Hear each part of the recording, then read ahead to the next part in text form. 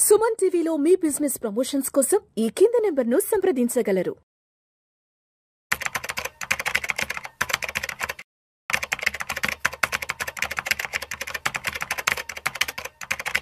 Sir నమస్తే sir Ramprasad గారు. నమస్తే విష్ణు గారు. సార్ రాంప్రసాద్ గారు, 1,00,000 రూపాయలు ఇన్కమ్ వచ్చే ఒక ప్రైవేట్ ఎంప్లాయీ, సో తనకొచ్చే జీతంలో నుంచి ఒక 30 నుంచి 40 వేల రూపాయలు మ్యూచువల్ ఫండ్స్లో నెలకి ఎస్ఐపి మోడ్లో ఇన్వెస్ట్ చేసుకుంటూ వెళ్తే మరి ఫ్యూచర్లో తనకు వచ్చే బెనిఫిట్స్ ఏంటి? ఎందుకంటే పెద్ద మొత్తంలో ఇన్వెస్ట్మెంట్ పెడుతున్నాడు. తనకు 1,00,000 రూపాయలు వస్తే almost 30 to 40% of the amount తీసుకెళ్లి మ్యూచువల్ ఫండ్స్లో పెడుతున్నాడు కాబట్టి మరి తనకున్న బెనిఫిట్స్ ఏముంటాయి అంటారు? అసలు పెద్ద మొత్తంలో మంత్లీ ఎస్ఐపి ద్వారా పెడితే ఇనిషియల్ ఇయర్స్లో మీకు ప్రాబ్లమ్స్ వచ్చే అవకాశం ఉంటాయి. ప్రాబ్లమ్ ఇన్ ద సెన్స్ మీరు పెట్టింది తగ్గిపోతుంది, మార్కెట్ పడతాం, అది ఫస్ట్ పాయింట్. కానీ లాంగ్ రన్లో ఇంకెవడో మిమ్మల్ని ఏమీ కదిలించలేడు అసలు. కనీసం 12 సంవత్సరాలు 15 సంవత్సరాలు ఇప్పుడు పెద్ద మొత్తంలో పెట్టిన వాళ్ళకి దాని పవర్ అర్థమవుతుంది. రాను వీళ్ళు గ్రో అవుతారు కదా, అప్పుడు అకార్డింగ్లీ ఇది గ్రో చేస్తారు. ప్రాబ్లం వల్ల 5,000 2,000 3,000 పెట్టి నేను ప్రయోగాలు చేస్తా చూస్తాను వాళ్ళకి ఏమి అవ్వదు. ఇక్కడ మనం ఏం సైంటిస్టులు కాదు కొత్తగా ఏమైందో చూడటానికి కదా, ఆల్రెడీ ఒక ప్రూవెన్ కాన్సెప్ట్. దాంట్లో క్లియర్గా మీకు అప్స్ అండ్ డౌన్స్ కనపడుతున్నాయి. Almost 30 years of track record, worst fall ఏంటి, ఎలా రియాక్ట్ అంతా ఉంది. సో ఒక డీసెంట్ అమౌంట్ పెడితే దాని ఎఫెక్ట్ మీరు చూడగలుగుతారు. ఓకే, పెద్ద మొత్తంలో పెట్టిన వ్యక్తి రాను ఇంకా పెద్ద మొత్తంలో పెడతారు. ఫస్ట్ స్టెప్ అప్ పెంచుకుంటూ పోతాడు, తనకు కూడా ఆదాయ వనరులు పెరుగుతూ ఉంటాయి కాబట్టి. చిన్న మొత్తంలో పెట్టడానికి దీని పవర్ అర్థం కాదు కాబట్టి ఇన్కమ్ పెరిగితే ఇంకోటి చూసుకుంటాడు, ఇంకేమైనా పెడదాం, ఆల్రెడీ మ్యూచువల్ ఫండ్ పెడుతున్నాం కదా 5,000 అని. ఓకే, పెద్ద మొత్తంలో పెట్టడానికి ముందు మీరు అన్నట్టుగా private sector employee, be it pharma, be it manufacturing, be it IT, whatever it is, దీంట్లో పెట్టడం వలన ఆయన భవిష్యత్తు మీద భరోసా పెరుగుతుంది. ఎందుకు పెరుగుతుంది? ఇప్పుడు నెలకు ఒక 30,000 పెడుతున్నాడు అంటే కనీసం 80,000 జీతం లేని 30,000 పెట్టలేడు. ఓకే, 30,000 నెలకు పెడితే పర్ ఇయర్ ఆయన పెడుతుంది ఎంత? 3,60,000. 3,3.6 అవుతుంది. 3,60,000. ఒక కాలం కలిసి వచ్చింది, ఎటువంటి ఇబ్బంది జరగలేదు, నిర్విఘ్నంగా నిర్విరామంగా పెట్టాడు. ఒక 5 ఏళ్ల పాటు పెట్టాడు అనుకోండి. 5 ఏళ్ళు అంటే 5 3 15 లక్షలు, ఇంకొక 3 18 లక్షలు పెట్టాడు. మార్కెట్ అంతా సవ్యంగా సాగి జరిగితే ఈ పెట్టిన 18 లక్షలు కాస్త పెరిగి ఒక 25 లక్షలు అవుతుంది, 25-27 లక్షలు అవుతుంది. లేదు మార్కెట్ అప్పుడు దెబ్బ కొట్టేసింది, అప్పటిదాకా 25 లక్షలు అయిపోయి 25% పడిపోయింది మార్కెట్. అప్పుడు 25 కాస్త మళ్ళీ 5 లక్షలు తగ్గి 18 లక్షలు అయింది అనుకోండి, 7 లక్షలు తగ్గింది, 25% పడిపోయింది. అంటే 5 ఏళ్ల తర్వాత నేను పెట్టిందే ఉంది. ఇది పాసిబుల్. అదే రోజు మార్కెట్ పడ్డది, రేషన్ వచ్చింది, జాబ్ కోల్పోయారు. ఓకే, అప్పుడు ఆయన నెలవారీ ఖర్చు ఒక 60,000 ఉంటుంది, 60,000 70,000 ఖర్చు ఉంటుంది. సో ఇప్పుడు జాబ్ పోతే ఇమీడియట్గా కావాల్సింది ఏంటి? ఏమీ అక్కర్లా, నెలవారీ ఖర్చులు డబ్బులు ఉంటే ఆడ ధైర్యంగా పడుకోవచ్చు. ఆయనకు కావాల్సింది ఎంత? 60,000 కదా. నీ దగ్గర ఎంత ఉంది డబ్బు? 18 లక్షలు ఉంది. 60,000 నెలకు తీసుకుంటే సంవత్సరానికి నువ్వు తీసుకున్నది ఎంత? 7,20,000.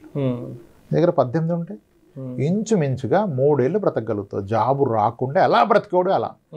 ఇక్కడ కాకుండా ఎక్కడైనా పెడితే ఇది అవుతుందా? ఇప్పుడు ఎస్ఐపికి ఎటువంటి కమిట్మెంటు లేదు. మీరు పెడుతున్న అమౌంట్ పెంచుకోవచ్చు, తగ్గించుకోవచ్చు, ఇష్టం వచ్చినప్పుడు ఆపేయచ్చు, క్యాన్సిల్ చేసేయచ్చు, ఎస్ఐపిని పాజ్ కొట్టచ్చు కొన్ని నెలల పాటు. అలాగే ఎప్పుడు ఏ అవసరానికైనా ఎంత అంటే అంత తీసుకోవచ్చు. ఇలా ఉన్న వెసులుబాటు ఇంకెక్కడైనా ఉందా? ఎటువంటి వేస్టేజ్లు, మేకింగ్ ఛార్జెస్, ఎగ్జిట్ లోడ్లు ఏమీ లేకుండా తీసుకోవచ్చు 1 year దాటితే. ఎప్పుడైనా ఎంత, ఇది ఒక కమిట్మెంట్ కాదు. అదే ఒక పాలసీ కడితే నువ్వు కట్టకపోతే టైంకి కట్టేదాన్ని పెంచుకోలేవు, కష్టం వచ్చింది తగ్గించుకోలేవు, టైం కట్టకపోతే లేట్ పేమెంట్ అంటాడు. ఇక్కడ అదేం లేదు కదా, నీకు వద్దా ఆపేసే, పెంచుకో, తగ్గించుకో, నీ అవసరానికి ఎప్పుడైనా ఎంత మారకైనా తీసి వాడుకో. లేదు సార్, మరి మీరు అన్న ఎగ్జాంపుల్లో ఆయన పెట్టింది 18, ఏముంది సార్, ఏమీ లేదు, అది తీసుకుని తింటే అలా అన్నాడు. మంచి క్వశ్చన్ కదా.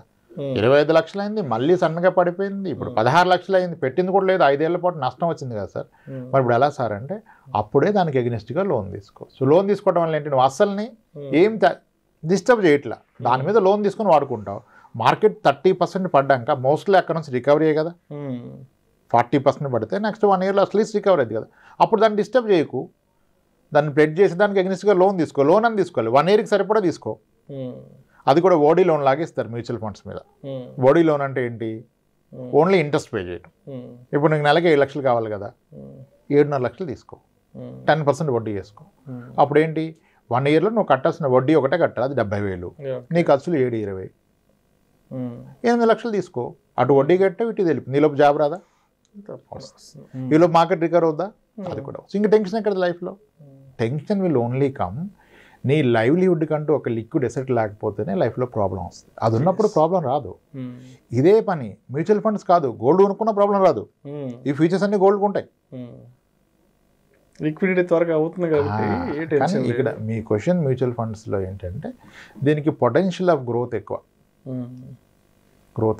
India is a growing economy, పెద్ద స్టోరీ.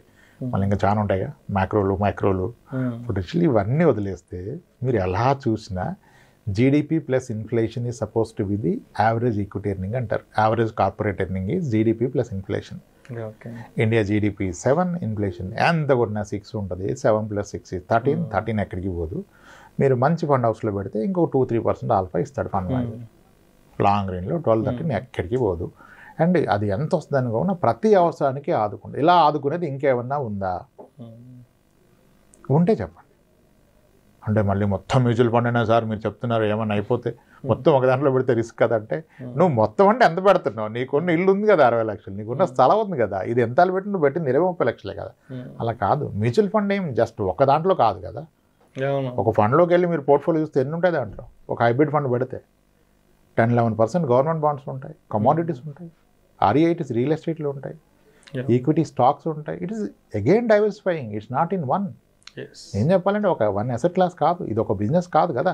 మీ దగ్గర ఫార్మా స్టాక్స్ ఉన్నాయి, IT స్టాక్స్ ఉన్నాయి, బ్యాంకింగ్ ఉన్నాయి, స్పెషాలిటీ కెమికల్స్ ఉన్నాయి, కన్జ్యూమర్ FMCG ఉన్నాయి, అన్నీ ఉంటాయి కదా. Why worry it's well diversified. మనకంటే తెలివైన వాడు మేనేజ్ చేస్తున్నాడు. వాడికి ఎమోషన్ లేదు, ఆడి day in day out job అదే. ఈ మధ్య మొన్న HDFC కరెక్షన్ అయింది కదా, అయినప్పుడు అందరూ మ్యూచువల్ ఫండ్ మీద రీసెర్చ్లు మొదలెట్టేశారు. వీళ్ళు ఇంత హోల్డ్ చేశారు. ఒక ఫండ్ హౌస్ అసలు HDFC హోల్డ్ చేయలేదు. ఆ ఫండ్ హౌస్ గొప్పదని చెప్తున్నారు. నిజానికి గొప్ప ఫండ్ హౌసే, ఇప్పుడు హోల్డ్ చేయలేదు. మరి ఇదే విశ్లేషకులు అదాని పడ్డప్పుడు ఆ ఫండ్ హౌస్ హైయెస్ట్ హోల్డ్ చేస్తుంది అదాని. అప్పుడు ఈ ఫండ్ హౌస్ నమ్మొద్దు, వీడు అదాని ఎక్కువ హోల్డ్ చేస్తున్నాడు. చూసారా ఎలా మాట్లాడుతున్నాం మనం? సో అంటే వాళ్ళకు ఒక ఫండ్ హౌస్కి ఒక ప్రొసీజర్ ఉంటుంది, వాళ్ళు ఫాలో అవుతారు. But they are definitely experts. ఆ రోజు అంత పడ్డ లాస్ట్లోకి వెళ్ళలేదు, ఈరోజు కొంచెం బెటర్గా చేయగలిగారు. విత్ ఇన్ ఫండ్ హౌస్ కూడా ఒక స్టాక్ని ఒక ఫండ్ హౌస్లోనే ఒక ఫండ్ మేనేజర్ ఒప్పుకోడు. I'm not a believer in the stock అంటాడు. Different strategy. మీకు ఆప్షన్స్ ఉన్నాయి కదా, you can choose different fund house, different funds, different category. So ఈ వెసులుబాటు ఎక్కడ ఉంటుంది? ఈ రోజు ఇది చేయట్లేదంటే మార్చవచ్చు. ఇప్పుడు ఒక పాలసీ కొన్నాను నేను, ఈ పాలసీ సరిగా లేదు, వేరే పాలసీ మార్చగలుగుతానా? లేదు. మ్యూచువల్ ఫండ్లో స్కీమ్ మార్చవచ్చు కదా, అమౌంట్ మార్చుకోవచ్చు కదా, ఫ్రీక్వెన్సీ మార్చుకోవచ్చు, డేట్ మార్చుకోవచ్చు, అమౌంట్ మార్చుకోవచ్చు, తీసుకోవచ్చు. అసలు ఎక్కడుంది ఇంత వెసులుబాటు? అది చూసుకోవాలి. పెరుగుతుందా? గ్యారంటీగా పెరుగుతుందా? పెరగదు. In short and long run పెరుగుతుంది. సో ఒక ప్రైవేట్ సెక్టర్ ఎంప్లాయీకి కావాల్సింది ఏంటంటే, రేపు నాకు ఇబ్బంది వస్తే నన్ను ఆదుకోవడానికి ఇది ఉంది. ఇప్పుడు ఒకటి ఉంటాడు, నాకేం ప్రాబ్లం లేదురా మా అన్న చూసుకుంటాడు అంటాడు. ఆడిగాడు అన్నయ్య ధైర్యం, పర్లేదురా మా అన్నకి ఇప్పుడు ఫోన్ కొట్టినా కొట్టమంటే 2 లక్షలు కొడతారా, నాకేం టెన్షన్ లేదు అంటాడు. అది ఎలాగో ఈ మ్యూచువల్ ఫండ్ అలాగే. మ్యూచువల్ ఫండ్ వాడికి ఒక అన్నయ్య, మా మామయ్య చెప్పాల్సిన అవసరం లేదురా కొడతారు అంటాడు. అమ్మ ప్రతి మ్యారేజ్ దగ్గర 2 లక్షలు కొడతారా వద్దంటే అంటాడు అదృష్టవంతుడు. ఈ మ్యూచువల్ ఫండ్ అలా కొడద్దు నేను. సో ఇది ఒక ధైర్యాన్ని కొనుక్కోవటం, ఒక లిక్విడ్ ఎసెట్ కూడబెట్టుకోవటం, ఒక కమిట్మెంట్ లేనిది, హెడ్ఏక్ లేనిది. 30,000 SIP కట్టేవాడు ప్రశాంతంగా పడుకుంటాడు, 30,000 EMI కట్టేవాడు భయంతో పడుకుంటాడు. రెండు ఉండాలి. అది ఇది ఉంటే హ్యాపీ, అది ఇది రెండు ఉంటే నో ప్రాబ్లం. రేపు ఇబ్బంది వచ్చిన ఇది అదే కడుతుంది, నీకు ఫుడ్ పెడుతుంది. కానీ ఓన్లీ EMIలు ఉంటే రేపు ఇబ్బంది వస్తే కష్టం. సో ప్రైవేట్ సెక్టర్ ఎంప్లాయీస్కి ఎందుకంటే అన్సర్టైన్ జాబ్ కాబట్టి వాళ్ళకి liquidity is most important. Government employee పెట్టకపోతే పోయేదేముంది? ఆయన జాబ్ సెక్యూర్డ్ అనుకుంటే నాకేముంది సార్ ఏమైనా సస్పెండ్ అయినా సగం తీస్తారంటారు, ఏం చెప్పలేము ఇంక. అది sir. So this is the most powerful tool. మనం ఎందుకు చెప్తామంటే ఇది ఒకటి జీవితంలో భరోసా పెంచుతుంది, భయం తగ్గిస్తుంది, ధైర్యంగా బ్రతకవచ్చు. ఎంత ఈక్విటీ అంత ధైర్యంగా బ్రతకవచ్చు. చాలామంది మీకు అసెట్ అలొకేషన్ చెప్తారుగా, డెట్ ఇంత ఈక్విటీ ఇంత అని. నిజానికి ఈక్విటీని పూర్తిగా అర్థం చేసుకున్న వ్యక్తి పూర్తిగా అర్థం చేసుకునే వ్యక్తి, మనకు చెప్పేది ఏది పాటించడం. ఏం చేస్తారు తెలుసా, అందరూ అడుగుతారుగా మీ ఎలకేషన్ అంతా ఈక్విటీ అని. యాక్చువల్గా ఈక్విటీ 100% అర్థం చేసుకునే వ్యక్తిది ఎలకేషను 130% ఉంటుంది. ఎలా ఉంటుంది 130? నీ దగ్గర ఉన్న 100 ఉంటే 130 ఎలా పెడతావు అని అడుగుతున్నారు కదా. ఎలా పెడతారంటే ఇది ఎవరిని పెట్టమని చెప్పట్లేదు. This is the peak conviction level ఉన్న ఫండ్ మేనేజర్లు చెప్పింది. At a personal interaction, not on camera, not in public. ఏం చేస్తారంటే ఒక వ్యక్తి పూర్తి నమ్మకం వచ్చేసింది, గుడ్డిగా నమ్మే అంత వచ్చినప్పుడు ఏం చేస్తాడు వాడు, ఒకసారి మార్కెట్ పడుతుంది 40%. ఎవరికి తెలవదు కదా, పడిపోయింది. ఇంకా 40-50 పడితే ఇంక పడదు కదా. 40 పడ్డప్పుడు ఏం చేస్తాడు, అప్పటిదాకా వీడిది ఒక 2 కోట్లు ఉంది, 2 కోట్లు కాస్త తగ్గి 1,20,00,000 అయిపోయింది. మార్కెట్ 40 పడ్డది, ఇంక 80% లేస్తున్నా. అర్థమైంది కదా. 10-20 అర్థం కాదు కానీ 30-40 ఈజ్ పీకింగ్. అప్పుడు ఏం చేస్తారంటే ఇంకా వీ నో ఇంత పడ్డదంటే నెక్స్ట్ 1 yearలో అట్లీస్ట్ రికవర్ అయింది, ప్రాఫిట్స్ రాకపోయినా అసలుకి వెళ్ళిపోద్ది. అప్పుడు ఏం చేస్తాడు, ఈ ఉన్న 1,20,00,000 ఉంది కదా 2 కోట్లు, ఈ 1,20,00,000 మీద లోన్ తీసుకుంటాడు. ఒక 60-70 లక్షల లోన్ వస్తుంది కదా, ఈ 70 ఇన్వెస్ట్ చేసేస్తాడు. అంటే is exposure in equity is what more than what is having. ఎందుకంటే ఒక నమ్మకం, నెక్స్ట్ 1 yearలో ఎలాగో రికవర్ అయింది. రికవరీ అయితే పెట్టింది మొదటికి వస్తుంది, ఈ కొత్తగా పెట్టింది 40% పెరుగుతుంది. అది రికవరీ, అది పోగొట్టుకున్న 40 రికవరీ, బట్ కొత్తగా పెట్టింది 40% పెరుగుతుంది. ఎక్కడ పెరగదు కదా 1 yearలో 40. ఇలా వాడతారు. అంటే ఇట్స్ ఆల్ డే 1 ఎవ్వరు ఇది చేయొద్దు. బియాండ్ అ పాయింట్ మీరు ఒక ఎక్స్పీరియన్స్ ఒక 5 years 6 years ఒక డీసెంట్ మనీ పెట్టిన వాళ్ళకి ఇది చాలా ఈజీ. ఇది పెట్టా కూడా అదేం కంగారు పడ్డు. కానీ ఫస్ట్ టైం పెట్టేవాడికి అని చెప్తే ఆ నిద్రపడ్డది, ఈలో బీపీ వస్తే డయాబెటీస్ పోతాడు. బియాండ్ అ పాయింట్ ఒక ఎక్స్పీరియన్స్ వచ్చాక ఒక డీసెంట్ మనీతో ఎక్స్పీరియన్స్ తీసుకోవాలి. ఎస్ఐపిలో అటు ఇటు కానీ మనీ పెట్టడం దండగా, ఉపయోగం లేదు. ఒక పనికొచ్చే మనీ పెట్టండి. జీతాలు పెద్దగా ఉంటాయి, 10,000 చేస్తున్నా, 15,000 చేస్తున్నా, 25,000 చేస్తున్నా. దేనికి చేస్తున్నా 25,000? దేనికి వస్తుంది చెప్పు, దేనికి వస్తుంది? నీ కొడుకు 6th class, అవును సార్ 6th class. ఇంకెన్ని ఇయర్స్లో హైయర్ ఎడ్యుకేషను? ఇంకేముంది సార్, ఒక 7 yearsలో హైయర్ ఎడ్యుకేషన్ కదా. ఎక్కడ పంపిస్తావు సార్? ఒక మంచి ఇన్స్టిట్యూట్ సార్, మణిపాల్ యూనివర్సిటీ పంపిద్దాం అనుకున్నాను సార్. ఎంత మణిపాల్ యూనివర్సిటీ? మా వదిన గారి అబ్బాయికి 28 లక్షలు అయింది. మరి మీ వాడికి ఎంత అయింది? 60 లక్షలు అయితే సార్. అవుతుంది కదా. మరి 25,000 ఎస్ఐపి 60 లక్షలు అయిద్దా? కాదా సార్ అంటే ఎట్లా అయిద్దా? నువ్వు పెట్టేది ఎంత? 2.5 లక్షలు సంవత్సరానికి, 6 ఏళ్ళు పెడితే ఎంత? 15 లక్షలు. 15 లక్షలు 40 అయిపోద్దా? మా అంటే 20 అయింది. సరిపోదు కదా. అది గుర్తించు, నువ్వు ఎందుకు పెడుతున్నావు, ఎంత కావాలి దానికి పెట్టు. ఇలా అన్ని పెట్టే క్రమంలో ఒక ఎస్ఐపి బాబు ఎడ్యుకేషన్కి, పాప ఎడ్యుకేషన్కి, మ్యారేజ్కి, రిటైర్మెంట్కి, ఇవన్నీ నీకు నాకు మధ్యనే. నువ్వేం ఫండ్ హౌస్కి చెప్పట్లేదు ఎందుకు పెడుతున్నావు. రేపు ఉద్యోగం పోతే ఇవన్నీ తీసుకొని తిను. ఈరోజు ఫుడ్ లేకపోతే ఫ్యూచర్లో బిర్యానీ గురించి ఆగం కదా, మొత్తం తీసుకొని తిను. That is liquidity. ఎంత ఎక్కువ పెడితే అంత ధైర్యంగా పడుకో. మ్యూచువల్ ఫండ్లో 1 కోటి రూపాయలు ఉన్న వాళ్ళు చాలామంది ఉన్నారు, నా దగ్గరే ఉన్నారు. ఎవరికి భయం లేదు. ఉద్యోగం పోయిందంటే నేను వెంటనే మంచి వెకేషన్ ప్లాన్ చెప్పేస్తా. నిన్న కూడా పంపా ఒక వ్యక్తిని 3 days బ్యాక్, సార్ ఇలా అయింది సార్ అన్నాడు. నేను అన్నా కార్డిలియా క్రూజ్ అని ఒకటి ఉంటుంది, బుక్ చేసుకో, చాలా బాగుంటుంది. 3 days నేను వెళ్ళొచ్చాను. ఆ క్రూజ్లో వాడు నీకు వైఫై వేస్తాంటే వేయించుకోకు, ఉన్న ప్రశాంత్ ఎందుకు పోట్టుకుంటావు, పిల్లలతో ఫుల్ ఎంజాయ్ చేసే క్రూజ్లోకి వెళ్ళిపో, 3 days 2 nights ఉంటుంది, హ్యాపీగా ఎంజాయ్ చేసేసాను, బాగుంటుంది అని చెప్పాను. సార్ ఎంత అయింది సార్ అన్నాడు. నా ఇన్వాయిస్ ఇచ్చా.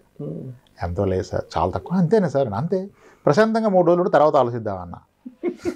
నేను వెంటనే సెర్చ్ చేసి, సార్ ఇమీడియట్గా బుక్ చేస్తే రేట్ ఎక్కువ ఉంది సార్, మీరు లేట్గా బుక్ చేస్తే తక్కువ. అరే ఎక్కువ తక్కువ ఏంటి, నీ దగ్గర ఉన్న డబ్బులు కదా ఎక్కువ తక్కువ. సరిగా మార్కెట్ ఒక్క రోజు లెగిస్తే వస్తుంది నీకు 1,00,000 రూపాయలు. కొట్టన్నా, కొట్టేశాడు, రెడీ అయిపోయాడు. నెక్స్ట్ ఫ్రైడే పోదామని. ఈలోపు మళ్ళీ కంపెనీ నుంచి, సార్ మీకు ఐజేపీ పెట్టుకోవచ్చు, ఐజేపీలో మీకు అని చెప్పారంట. సార్ మన ఐజేపీలో మళ్ళీ వేరే పోస్ట్ ఇస్తున్నారు సార్, మనం ఏమి ఈ నోటీస్ పీరియడ్లోనే ఐజేపీలో వచ్చేస్తుంది సార్ అన్న. అలానే నువ్వు టూర్ మానేస్తావా? నో. జాబ్ పోతే వెకేషన్కి వెళ్ళు, టూర్కి వెళ్ళు, ఫ్యామిలీతో ఎక్కువ టైం స్పెండ్ చేయి, లైఫ్ ఎంజాయ్ చేయి. అది ఎప్పుడు అవుతుంది? When you have liquid asset. That's what. ఎంత ఎక్కువ అమౌంట్ మ్యూచువల్ ఫండ్లో పెడితే అంత ప్రశాంతంగా ఉండొచ్చు, కానీ అర్థం చేసుకుని పెట్టాలి. పెరగడానికి పెట్టొద్దు, మీ అవసరానికి వాడుకోవడానికి పెట్టండి. పెరగడానికి పెడితే ప్రాబ్లం, పెరిగినా తగ్గినా నా అవసరానికి వెళ్ళిపోతానికి ప్రాబ్లమే లేదు లైఫ్కి. Highest possible amount should go to mutual fund, SIP, just not pure equity, maybe hybrid funds అవన్నీ. అది మీరు కూర్చొని డిస్కస్ చేసుకొని పెట్టుకోవాలి. That makes your life simple, confident, healthy. Mental tension ఉండకే జబ్బులు వస్తాయి. ఆర్థిక సమస్యలే అనారోగ్యానికి కారణాలు. అది ఉన్నప్పుడు టెన్షన్ లేదు కదా, సింపుల్ చేసుకోండి, అలా పర్ఫెక్ట్ పెట్టుకోండి. Thank you so much Ramaprasad గారు. Right sir.